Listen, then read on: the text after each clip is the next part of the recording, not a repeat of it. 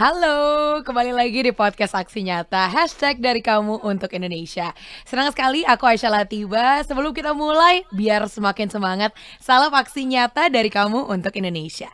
Tentunya pada hari ini Aisyah pengen nyapa nih yang udah dengerin dan juga nonton via Instagram, Twitter, TikTok, Facebook Partai Perindo di @partaiperindo, RCTI Plus, Okezone, Sindonews, iNews.id, YouTube Partai Perindo dan juga website Partai Perindo.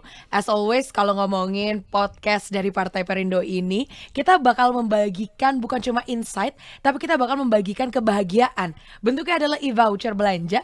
Totalnya ada Rp300.000, ada 3 voucher masing-masing untuk 3 orang pemenang. Tentunya masing-masing mendapat Rp100.000. Tapi ingat, kuncinya harus memberikan quotes terbaik di kolom komentar tentang podcast kali ini. Tapi jangan lupa follow dulu Instagramnya Partai Perindo di @partaiperindo. Yeay, stay tune terus. Ini apalagi untuk kamu cewek-cewek atau mungkin cowok-cowok yang sekarang kan pasti udah heboh banget lah ya kalau ngomongin treatment, skincare dan lain-lain. Nah, kita bakal membahas nih pro dan kontranya sebuah treatment, tapi dengan versi yang lebih detail lagi, lebih lengkap lagi, dan kita kenalan dulu. Kita mengenal peran dokter estetika untuk perawatan kecantikan kulit. Pasti pertanyaannya ada banyak. Aisyah gak bisa jawab karena Aisyah gak ngerti ya. Makanya podcast ini menghadirkan bintang tamu spesial banget, udah expert banget dalam bidang kecantikan. Dan tentunya teman-teman juga yang mau treatment harus banget belajar dulu, tahu dulu nih kebutuhan untuk wajah kita tuh apa. Beliau adalah seorang brand ambassador Asosiasi Wisata Medis Indonesia dan juga owner dari WP Aesthetic Clinic. Say hi dulu to our lovely Dr. Widya Rahayu Arini Putri. Hai dok. Halo, selamat sore. Ini keren banget, cantik banget, auranya super duper terpancar ya. Thank you. Gokil banget loh. Dan by the way, hari ini kita bakal membahas lebih lanjut mengenai keestetikan gitu kan, betul ya? Seru banget nih. Seru banget. Tapi sebelum itu kan ada pepatah nih, tak kenal maka tak sayang. Mungkin teman-teman yang lagi nonton dan lagi streaming hari ini pengen kenalan dulu sama dokter nih. Boleh deh sedikit dikenalin dulu. Boleh. Halo semuanya, salam kenal. Saya Dr. Widya Rahayu Arini Putri. Dan saat ini kebetulan saya sedang sibuk di klinik baru saya, yaitu klinik pertama. Ini baru running sekitar 2 bulan di kawasan Pondok Indah, Jakarta Selatan, WP Aesthetic Clinic.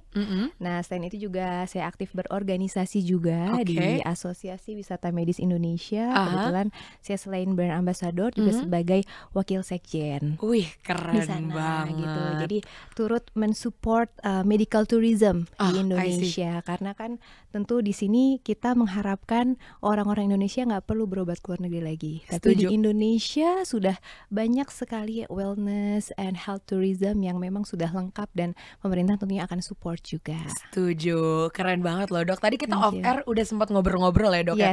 Sedikit mengenai treatment. Tentunya kalau ngomongin treatment itu ada banyak pilihannya gitu kan. Betul. Cuman ternyata tadi dokter sempat mention ada beberapa treatment yang tidak dianjurkan nih. Dan juga ada banyak variasi atau pilihan-pilihan. Sebenarnya kalau kita ingin memulai gitu dok, kita pengen memulai, kayaknya harus sudah mulai treatment itu biasanya itu paling oke dari umur berapa sih dok? Sebenarnya kalau misalnya doing treatment itu saat usia aging itu kan mulai di umur 30 tuh kita udah mulai concern tentang kesehatan kulit ya. Sebenarnya kalau untuk usia dini itu semakin dini lebih bagus, karena saya selalu menanamkan prinsip prevention itu selalu terbaik dibanding mengobati. Setuju.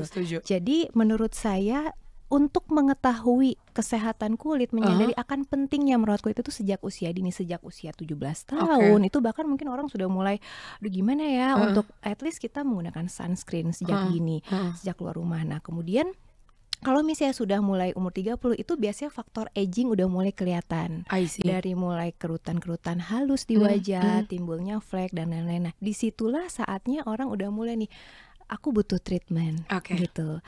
tidak hanya dia harus mengalami kendala, misalnya keadaan-keadaan tertentu yang menyebabkan dia harus berobat, tapi prevention walaupun dia nggak ada keluhan, nggak ada flek, nggak ada apa, tapi kayaknya aku tetap deh harus melakukan perawatan itu rutin gitu untuk menjaga kesehatan kulit, menjaga agar supaya umur kita tuh terlihat lebih muda, 10 tahun lebih muda. Jadi aging beautifully kita nyebutnya. Wow, Ya. keren. Ada banyak cara aging beautifully. Cuman mungkin kalau kita lihat dari sisi treatmentnya, Betul. kalau sekarang kita ngelihat dari sisi gimana caranya menjadi seorang dokter estetik yang mungkin yang baik gitu loh, dokter kecantikan yang baik.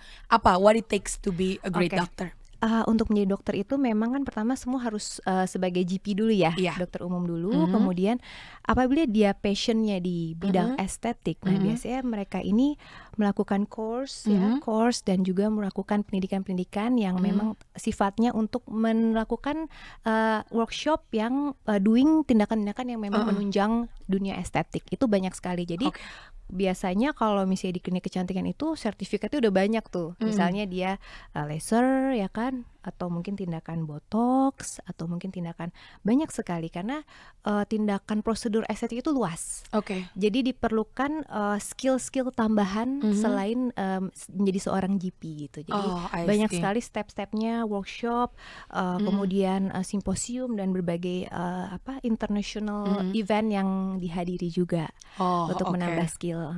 Oke. Ternyata memang prosesnya juga lumayan ibaratnya panjang gitu lah ya dok ya. Tapi ini seru banget ya, apalagi cewek, dan kebetulan siapa sih yang nggak into sama yang namanya treatment, apalagi untuk muka gitu. Tadi dokter sempat mention ada beberapa treatment yang ternyata tidak direkomendasikan. Betul ya dok ya. Kalau ngomongin treatment apa aja nih treatment yang kira-kira bagus, dan I'm not saying treatment itu nggak bagus, cuman kurang direkomendasikan sama dokter sendiri. Sebenarnya kalau setiap dokter itu kan punya prinsipnya yang berbeda-beda. Setuju. Gitu. Kalau saya pribadi, saya lebih menyukai setiap individu itu cantik dengan karakternya sendiri. Setuju. Tanpa mengubah karakter, tanpa mengubah identity, tapi kita justru merawat apa yang sudah ada gitu. Misalnya kita nggak perlu menjadi putih untuk cantik. Setuju. Walaupun skin tone kita tanning ataupun kuning langsat biasa kulit Asian kan, tapi apabila itu glowing, sehat terawat, nah itu akan terpancar kecantikannya tanpa kita harus mengubah skin tone kita, tanpa mengubah identity kita. Gitu. Jadi maksudnya kalau tadi dokter ngasih tahu ada beberapa pilihan-pilihan treatment yang sebenarnya dilakukan secara natural gitu loh. Betul sekali, tanpa mengubah karakter. Biasanya kalau misalnya nih ada yang datang ke WP Aesthetic Clinic gitu ya, datang. Yang paling sering treatment apa yang dicari sama kaum hawa? Yang paling sering ini wanita-wanita suka banget sama laser. Itu buat flek hitam. Buat flek dan juga buat rejuvenating skin. Jadi ada juga klien yang datang, dia nggak ada flek, tapi dia hanya ingin, dok saya ingin kulit saya glowing, ingin lebih kencang, ingin lifting. Nah itu dengan laser karena dia merangsang kolagen juga. Sehingga walaupun dia tidak ada flek, dia akan semakin terpancar tuh, hasil lebih maksimal glowingnya. Gitu. Dan kita di klinik saya juga ada signature treatment untuk laser juga, gold gitu. Wow, ada banyak tadi ya aku banyak banget. Pilihannya sampai ada yang aku penasaran, caviar itu aku juga lumayan penasaran tuh. Tapi kalau misalnya nih Aisyah sendiri mau treatment gitu ibaratnya ya, untuk tahu dokter atau mungkin treatment yang paling cocok untuk aku tuh ngelihatnya tuh dari mana standarisasinya? Jadi biasanya kalau ada klien baru nih datang, kita ngobrol dulu, kita konsultasi dulu, dan ada alat namanya kita sebut skin analyzer. Nah skin analyzer ini betul dia bisa melihat secara spesifik skin tone kita, kemudian ini faktor aging ini misalnya usia let's say 30 tahun. Nah kita lihat nih di alat, usia kulit kita tuh sebenarnya 30 juga atau younger atau older. Kebanyakan apa dok yang datang? Kebanyakan older. Itu jadi, karena faktor gaya hidup. Iya. Nah, lifestyle, kemudian kurangnya merawat diri akan kesehatan kulit. That's the most important. Bener, ya kan? setuju. Jadi kadang kita suka capek habis event, makeup tebal nggak dihapus. Nah, itu besoknya timbul jerawat kadang-kadang kan. Aku banget. Pasukan jarang mandi nih. Ya hal seperti itu yang kadang orang nggak care gitu. Setuju. Padahal itu penting banget ya kan. Dan Hal-hal kecil kayak hal-hal gitu kecil, ya dok. ya, dan yang paling penting adalah kita harus menggunakan sunscreen saat setiap hari dimanapun kita berada, baik itu di rumah maupun di luar rumah. Iya. Nah, karena saya selalu bilang sunscreen itu seperti memakai baju.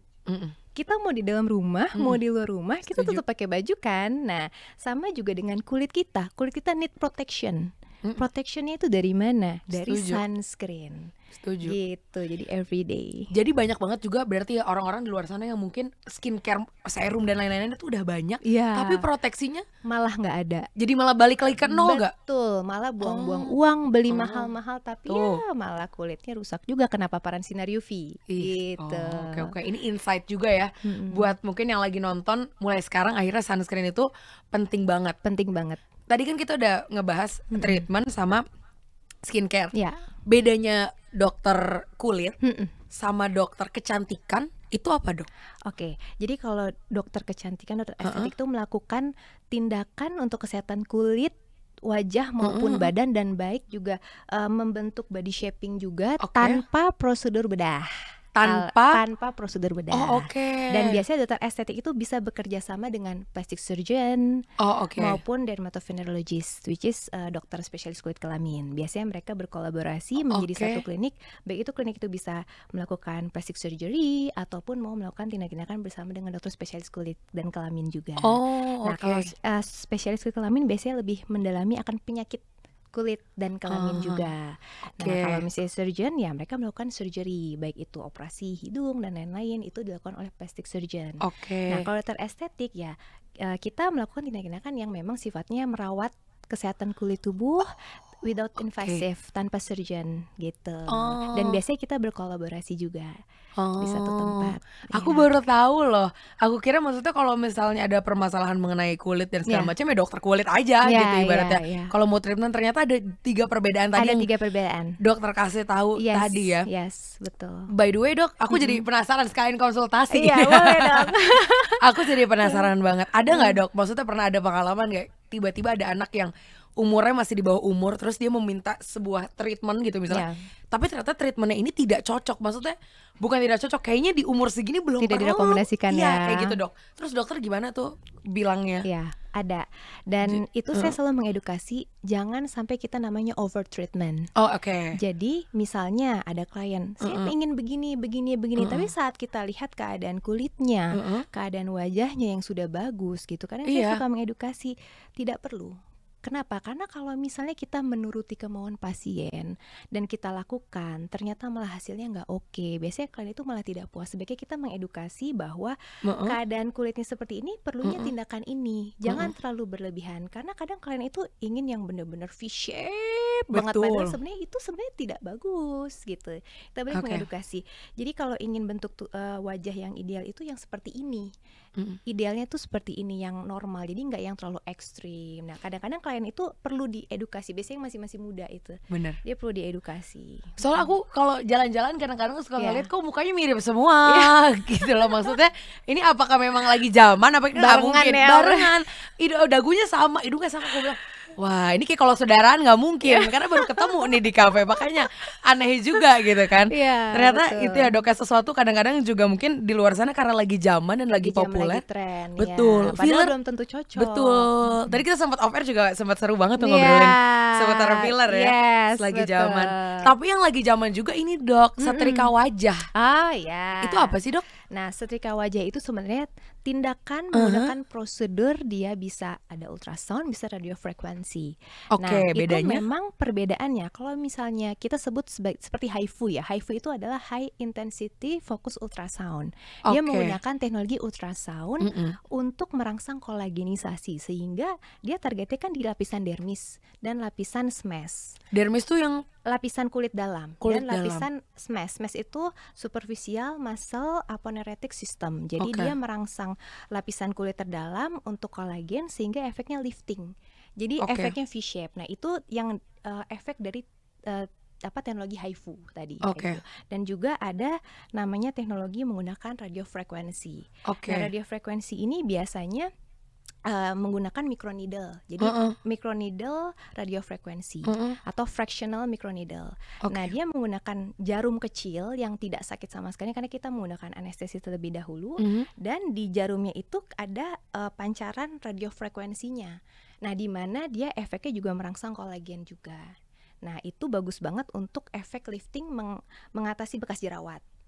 Karena biasanya kalau misalnya kita menusukkan jarum, kolagen kan udah mulai terstimulasi gitu kan. Nah, jadi itu efek mengencangkan kulitnya dapat dari situ, dan juga meregenerasi kulit. Kemudian juga biasanya bekas jerawat yang bener-bener sampai luka gitu kan, bekas jerawat kadang ada yang sampai deep banget. Nah, karena targetnya sampai dalam, dia bisa mengatasi healing area kulit tersebut. Gitu. Yang lebih direkomendasikan yang mana, Dok? Kalau tergantung keadaan kulit. Kalau misalnya emang, Dok, aku pengen lifting wajah nih, nah biasanya kita menggunakan HIFU. Itu HIFU. Ya, tapi kalau misalnya dia ingin lifting juga, di-combine. Saya sih biasanya menyarankan tindakan itu kombinasi. Misalnya kalau misalnya dia bekas jerawat nih, aku saranin yang menggunakan radiofrekuensi. Nah, tapi kalau misalnya aku pengen lifting nih, Dok, pengen V-shape, nah kita combine biasanya dengan ultrasound, kemudian setelah itu kita kombinasi dengan radiofrekuensi. Gitu. Biasanya kalau HIFU itu sekitar 3 bulan lah, 3 sampai 6 bulan baru nanti kita kombinasi tindakan lainnya, itu hasilnya lebih bagus. I see, Dok. Berarti sebenarnya ada banyak ya macam-macamnya juga ya yang bisa dipilih. Tapi ini kalau ngomongin seputar kecantikan, kebanyakan orang kan mau yang instan. Kata dokter tadi sempat pada saat kita ngobrol-ngobrol juga bahwa memang lebih baik kalau ngomongin flek wajah, pori-pori dan lain-lain itu dibarengin sama treatment juga. Betul. Paling visible, paling efisien kira-kira kayak gimana prosedurnya, Dok? Berapa kali atau harus ada obat tertentu kah atau gimana, Dok? Ya, biasanya saya selalu menyarankan gini, kalau misalnya keadaan kulit wajah emang parah banget, nah itu saya biasanya menganjurkan doing tindakan apa nih kalau misalnya flek problemnya. Biasanya kita laser. Laser itu udah paling istilahnya rekomendasi utama lah untuk mengatasi hiperpigmentasi. Nah, laser. Nah, kemudian setelah laser tentu saja tidak cukup dong dengan hanya sekali tindakan, walaupun biasanya sekali laser itu kelihatan sih sebenarnya glowingnya, liftingnya. Apalagi kan laser-laser sekarang udah canggih kan, without downtime dan painless juga. Bener. Nah, itu saya langsung menyarankan setelah ini kan udah lakukan treatment nih. Nah, kalau gitu kalau ingin hasilnya awet ya kan, nanti 3 minggu lagi treatment sambil diberikan home care. Home care kayak misalnya produk-produk yang memang menunjang untuk keadaan kulitnya dia, untuk mengatasi hiperpigmentasinya, untuk lifting juga, untuk anti aging, untuk mengatasi kerut juga. Gitu. Tapi tadi dokter sempat mention pori-pori. Ini beneran aku jadi konsultasi.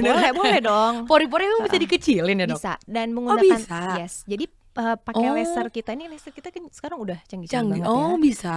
Ya, jadi selain dia mengecilkan pori-pori, juga memudarkan hiperpigmentasi. Kalau misalnya kulitnya dia itu nggak ada flek, justru glowingnya itu lebih kelihatan. Misalnya nih kulitnya sehat nih, nggak ada keluhan, tapi hanya ingin rejuvenating, meremajakan kulit aja, itu bisa banget.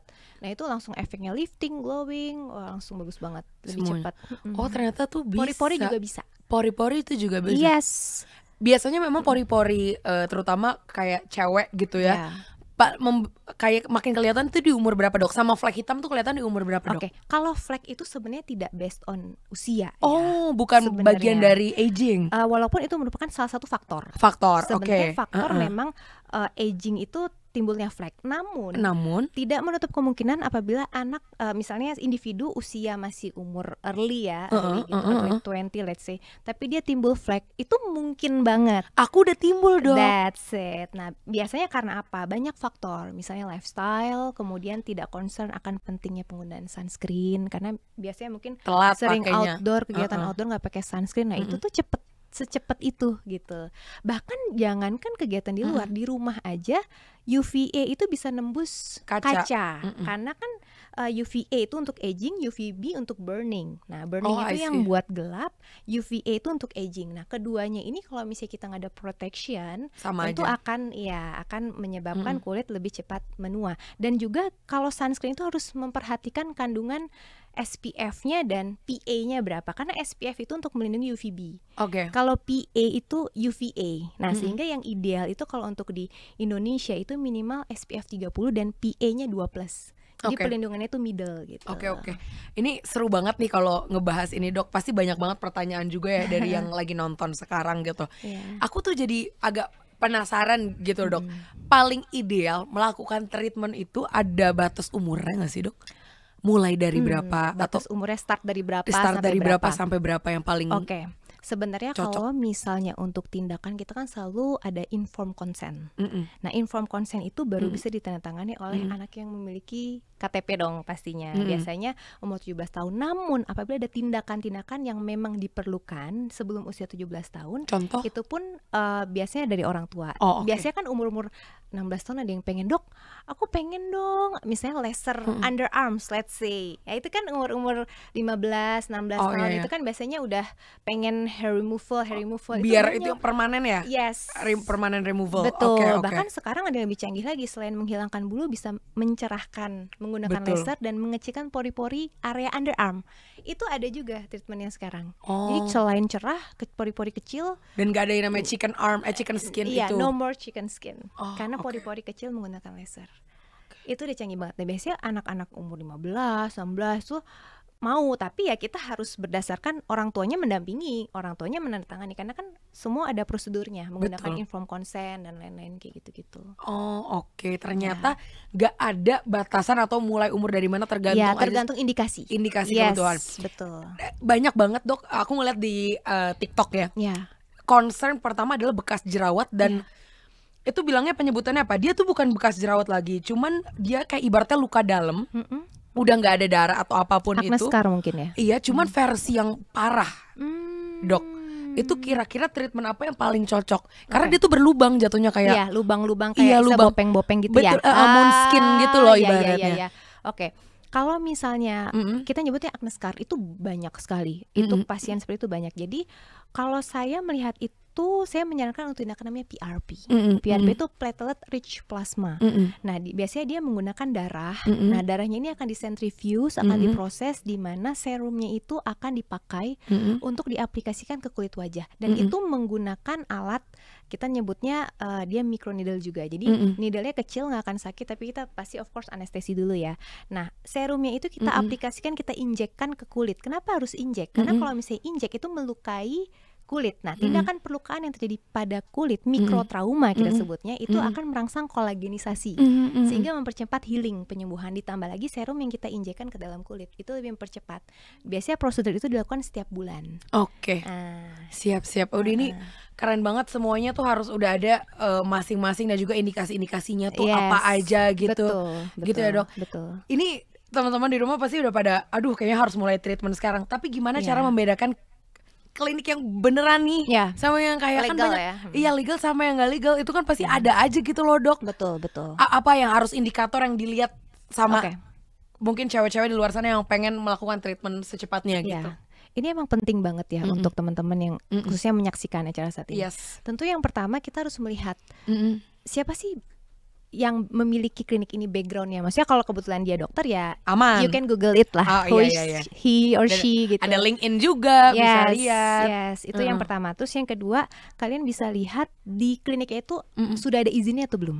Oke. Itu yang terpenting karena biasanya kalau klinik yang legal itu sudah pasti perizinannya itu dipajang di depan. Dan yang ketiga, tentunya sertifikasi. Sertifikasi. Kalau misalnya klinik ini mempunyai laser, kita lihat ada sertifikat lasernya enggak, ya kan? Kalau klinik ini menyediakan tindakan botox, ada sertifikat botoxnya enggak? Atau misalnya ada tindakan yang lain-lain, ada nggak tindakan-tindakan? Ada tidak sertifikat tersebut? Biasanya kalau klinik yang oke tuh sertifikatnya udah, wow, udah banyak banget. Setuju.